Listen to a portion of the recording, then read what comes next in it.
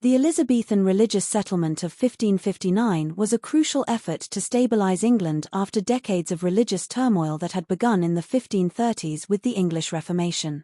This period was marked by a series of radical shifts in religious policy, initiated by Henry VIII's break from the Catholic Church and the establishment of the Church of England. Under Henry, England moved from Catholicism to a form of Protestantism, only for the country to swing back towards Catholicism under his daughter Mary I, who sought to restore papal authority. This religious instability created deep divisions within English society, leaving the country fractured and in need of a lasting solution. When Elizabeth I ascended to the throne in 1558, she faced the daunting task of uniting a kingdom divided by religious conflict.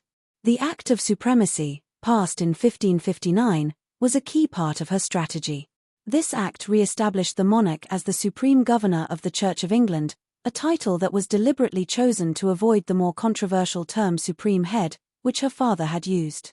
By taking control of the Church, Elizabeth aimed to assert her authority and prevent any foreign or papal interference in English religious affairs.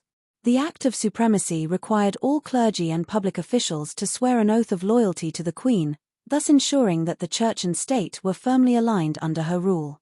Alongside the Act of Supremacy, the Act of Uniformity was passed, which introduced moderate Protestant reforms while making some concessions to appease those with Catholic sympathies.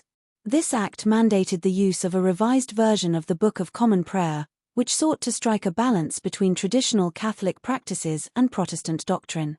The Act of Uniformity also set out guidelines for church services and ceremonies, making attendance at the newly established Church of England compulsory, with fines imposed on those who refused to attend.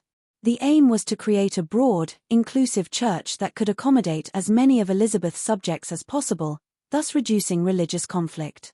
Despite these efforts, the religious settlement faced significant opposition from various quarters.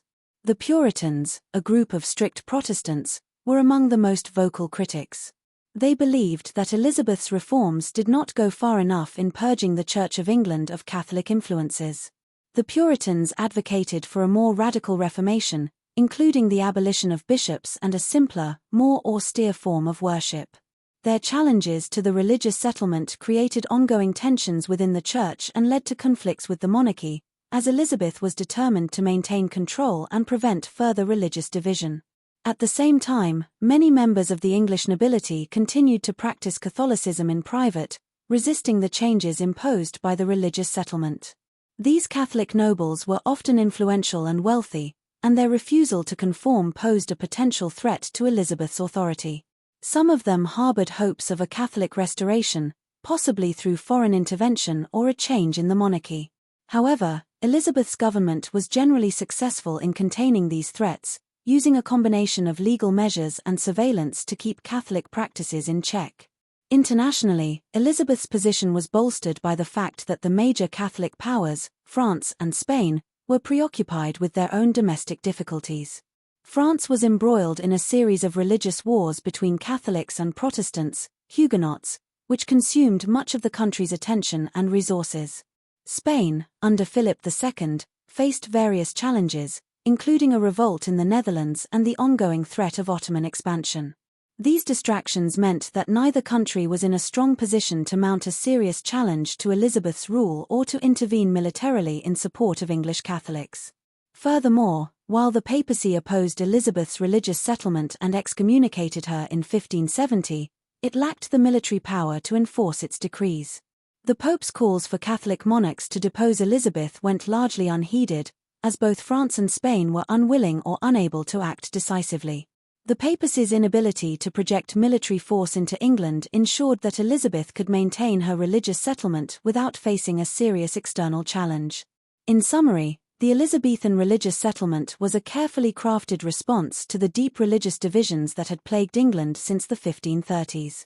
Through the Acts of Supremacy and Uniformity, Elizabeth established her control over the Church of England and sought to create a moderate, inclusive religious environment. However, this settlement faced challenges from Puritans who sought further reform and from Catholic nobles who resisted the changes. Internationally, Elizabeth was fortunate that the major Catholic powers were distracted by their own problems and that the papacy lacked the means to enforce its opposition. These factors allowed her to maintain a fragile but lasting peace in England.